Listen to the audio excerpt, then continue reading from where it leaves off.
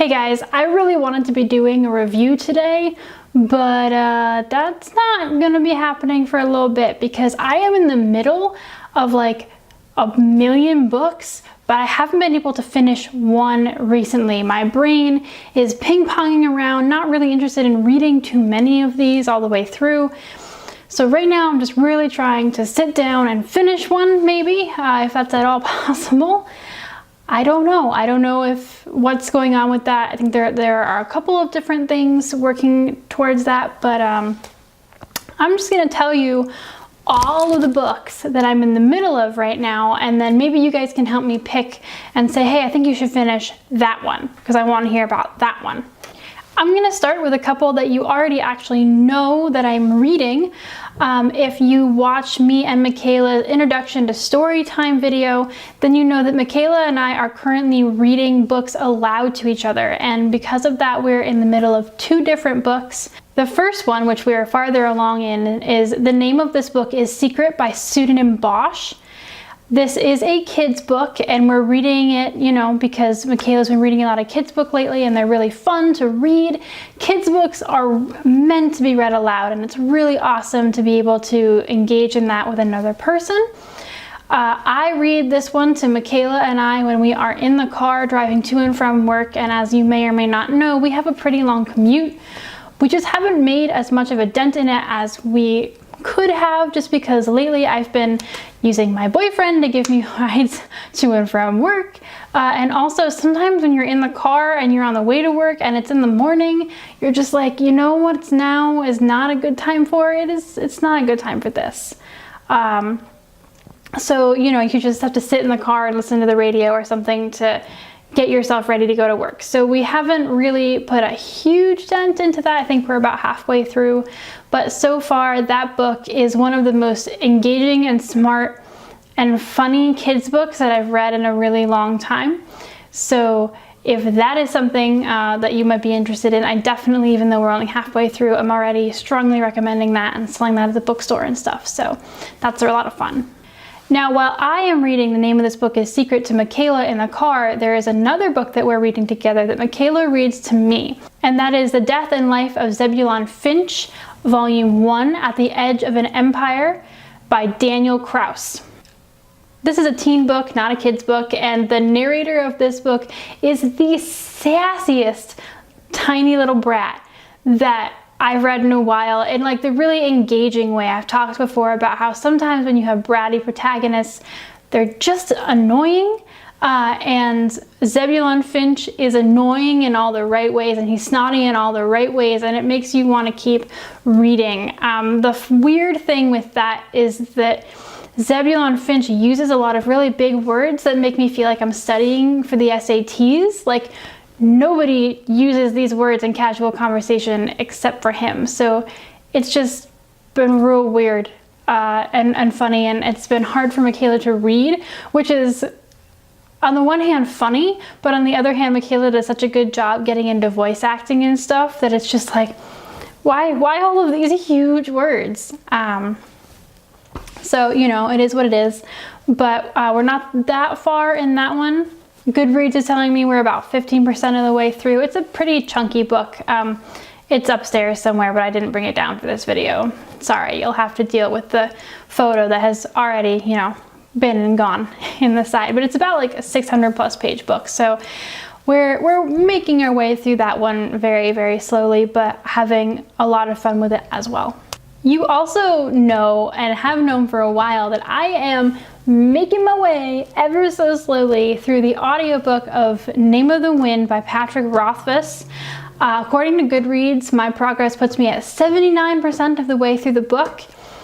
And man, I am really enjoying it. I am loving it. My Goodreads updates every time have just been, you know, complimentary. There's a couple of things that maybe just happened that feel a little bit cliche to me, but for the most part, I'm really enjoying it. I'm loving it.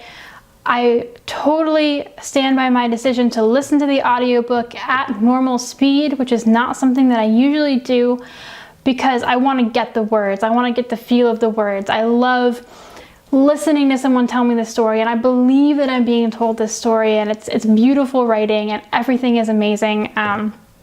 The only reason that I'm not done with this yet is just because it is such a long book, because I'm listening to it at normal speed audio. It takes a while, and I listen to it in pretty concentrated chunks, but like I don't have a lot of disposable time. I am super busy, so it's been an adventure trying to get through it, but I'm almost there, and so maybe you'll hear my full review on that one soon. Speaking of audiobooks, I'm also currently listening to the Bane Chronicles by Cassandra Clare and a million other people on audio. I wanted to rent that book to listen to it because I heard that there were a lot of really good voice actors. I'm really not digging the audiobook in this case. I barely made it through the first story. And it's a combination of it not working for me in audio and trying to listen to it at I listen at 1.2 or 1.4 speed. And the whole thing, it just feels wrong. It's not like when I listen to nonfiction and the fast pace keeps me interested. Like listening to dialogue come at me that fast, really not working for me. And there's also, I don't know what it is about Magnus in these stories, but it feels like too much Magnus. I don't know, it feels like Magnus's character, at least in the first story, was being super overdone. And I really didn't like that, because I love Magnus Bane as a character, and I want to read this and I want to learn his backstory and know these things, but there's too much. Magnus, yes, is a very flamboyant character, but I don't know, the first story especially felt too heavy-handed with his sassy personality, snaps and snips and stuff. I don't know. It was weird. So I may finish that one. I may not. I may try to just go to the ebook and read it that way, because the audio not working for me. I also just kind of started Elizabeth the Forgotten Years by John Guy. This is a nonfiction audiobook that I just got. And when I was reading or listening to the first part of it, I completely zoned out. This is about Elizabeth I and the years after the Spanish invasion, which John Guy considers to be kind of forgotten by historians and kind of, just blown over. And so it's a portion of her reign that I've never learned a lot about, but I don't know what it is. I just zoned out of the first section. I really don't know what's going on. So I haven't gone back to it because I know that I need to back up the audiobook because I wasn't listening properly. And I'm just not that interested in it right now. So we'll see what happens there as well. But a bunch of you actually seem to like my history nonfiction reviews, so I am gonna try, and as I finish those, maybe give you guys some insight into what I'm reading there, because y'all seemed interested, and that's fun. And you have a choice. If you aren't interested, you don't have to watch it, but I'm interested, I like history. So yeah.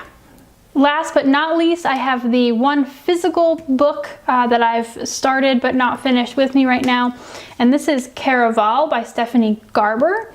This is a book that showed up in the bookstore, and I was working at Cash Wrap, and I had to call the customer orders that had just come into the store, and someone had pre-ordered this book, and I looked at it and I opened it, and it's such a pretty object. It's so beautiful. Just some pages are letters that look like this.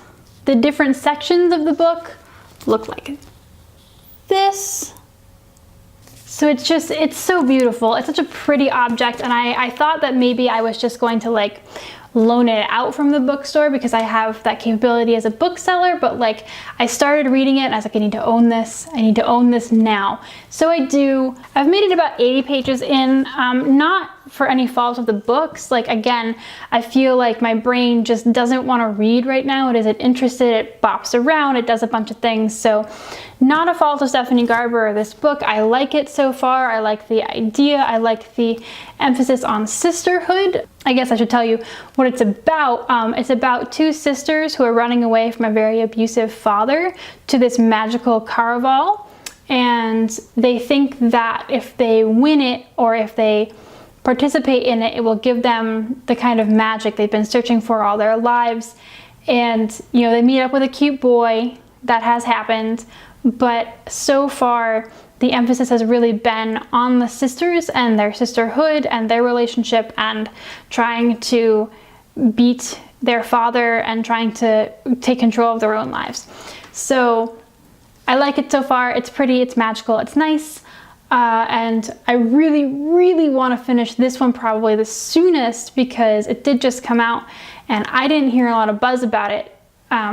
Maybe I'm wrong, but the back is blurbed by Renee Adia, who is the author of The Wrath and the Dawn, Kirsten White, Roshani Choksi, who wrote The Star-Touched Queen, which I reviewed on this channel, and Marie Witkowski, author of the Winter's Trilogy, the first book of which I also reviewed on this channel. And then also like Sabat Tahir, Ember in the Ashes. The only person on the back of this that I don't know is Stacey Lee, who wrote Outrun the Moon. But like, there is such a chunk of people whose books I love on the back of this book that I feel like it's going to be great. So really interested in finishing it, just need my brain to cooperate. So those are all of the books that I have started but not finished lately. If there is one of them that you want to see me review or want to hear me talk about more than the others, please leave that down below in the comments. Or if you think that there's one that you're like, not as worth it, again, tell me that too, because I need help spurring myself to finish something, to read something, because right now I'm just like knitting a lot and watching a lot of documentaries on Acorn TV. I need help, so do that for me. Help me out down there. Please remember that Bibliomancy for Beginners is reading Truth Witch by Susan Dennard. So if you have read that and want to join the discussion, or if you want to read that with us, please do so. You still have some time. I actually haven't started Truth Witch yet, so maybe I should, do that thing. But that is our next book club, and we would really love to see you guys there and talk to you about that book. I didn't pick the YA pick this time, which is super awesome. That was all Michaela.